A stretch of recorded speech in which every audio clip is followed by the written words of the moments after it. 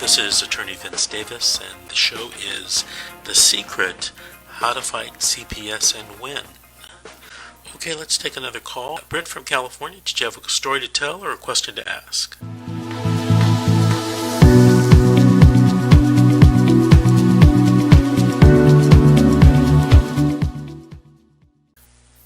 Yeah, I had a question. I've already gone through my court case, and I had lost parental rights. And during the middle of my case, I had the attorney had walked out on me, and I had new representation that had come in, and I had asked certain questions for to be looked into during the case, and the new attorney said that was in the past, nothing she can look into. And then from that point on, everything just kind of went downhill. And then during my appeal, I was supposed to do a briefing with the appeal attorney, and she had sent that in without talking to me, and it wasn't in my favor. And so from there, obviously, I had lost my case, but I had done everything requested of me by the courts, and I was told that I lost my parental rights because I did not enroll my child in school when I was only asked to have paperwork signed. And then the other party would not allow me to get that paperwork to sign it. So that's what I was told, why I lost my parental rights. How long ago was this? It was 4 years. Okay. What was the question you had related to that? My main question was, during the case, I feel that a lot of it was like the attorney walking out without any notification, and then me getting the new representation, and then just how the case went. The other party that had done the adoption had actually assisted in the court case during the time, and they had been following me around and had been turning in false allegations and cutting out my visits, and to the point where I was eliminated from most everything towards the end there. And they just weren't. Wait. I'm a little confused. You said the party was following you around. Who were you talking about? It was my sister had ended up getting the kids. She had adopted them, and doesn't allow me to see them at this time. How old are the kids? One is 8 and one is 4. So your sister adopted your 2 children? Yes. And then she had during the court case, we had asked for her not to be involved in the case, and she was secretly turning in paperwork and turning in false allegations. And naturally, you don't speak to your sister these days? No, I haven't been. No, I haven't spoke with her since the incident. You know, since the children were adopted by your sister, your children have now become your, niece and nephew? Correct. Yeah. In these particular cases, I'm rarely, I'm not really a big fan of adoption, terminating parental rights. There are a lot of reasons.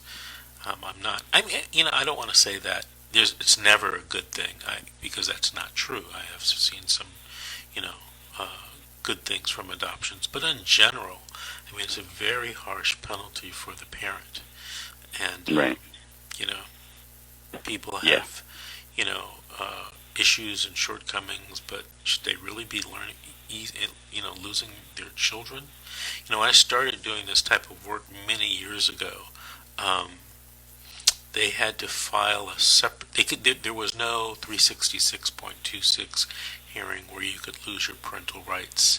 They had to file what was called a civil action to terminate your parental rights, and it was much harder to terminate someone's rights.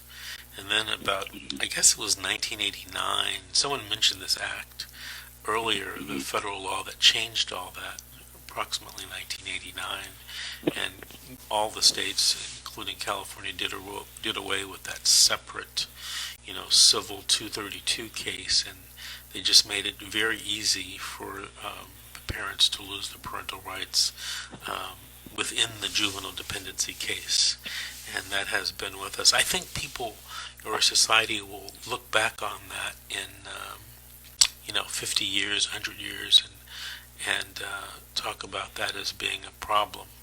They used to have the orphanages, and then they went to foster care, and you know, I don't have a solution. I mean, it's not the greatest thing in the world, and when people lose their parental rights, that's just, in my opinion, it's just very harsh, a very sad thing to do.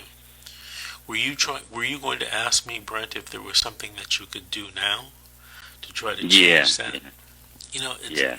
I get that call a lot. I mean, maybe 20 times a week. Hey, Mr. Davis, I lost my parental rights through a juvenile dependency case. Is there something that I can do? The general answer is probably not. But there are Right. some things that you can do to try to set the case aside. But that's very hard to do. Very hard Yeah. to do. Um, Here's one thing that happened recently. Someone called me and said, "Hey, I lost my parental rights to a woman, to the foster mother, and the foster mother just got arrested for abusing the kids. I don't know if it was physical or sexual abuse of the kids, and they've removed the kids from the foster home. Right, the foster mother's in jail now. So the person asked me, can I go back to court and try to get the children placed with me? Or perhaps even get the adoption overturned? And I said, those are very interesting questions, and I think there are mechanisms that you could do to get the children back. And allegedly, I don't know this to be true, but allegedly the kids, um, want to come back to their family, which is, normal. And, I gave her some ideas to try to implement getting the children back now that the foster mother has been arrested. So, barring anything like that, unless you told me, hey, there was fraud. All right, we've got a couple minutes before our next break. I want to give you some information about elections. Elections are coming up in November. I would like all of the listeners to make sure that you register to vote. Important election coming up both nationally, and they're always important locally. I don't know if you know this, but the boards of supervisors in your county here in California have or exercise some type of management over DCFS or CPS in your county. So make sure you're voting for the right member of the board of supervisors. Also, judges, Superior Court judges, the judges that you see in the CPS courts when you go in the courtroom in California, they're appointed by the governor, or they have to run for election. And if they're appointed, they have to face re-election every, I think it's 4 or 6 years. I think it's 6 years. So vote. People tell me all the time, hey, I don't like this judge. And I say, hey, do you vote? No, I don't vote. Or did you vote for a judge or, for or against a judge? No, I didn't. Well, this is where you get to exercise your vote and do something. And, you can either vote to make sure that judge stays in office or vote to get that judge out of office to get someone that's more family friendly. All right? So make sure that you're registered and please go out to vote. All right, we're going to take a break right now, and we'll be back. We're going to be taking some more calls, answering some more questions, hearing some more stories.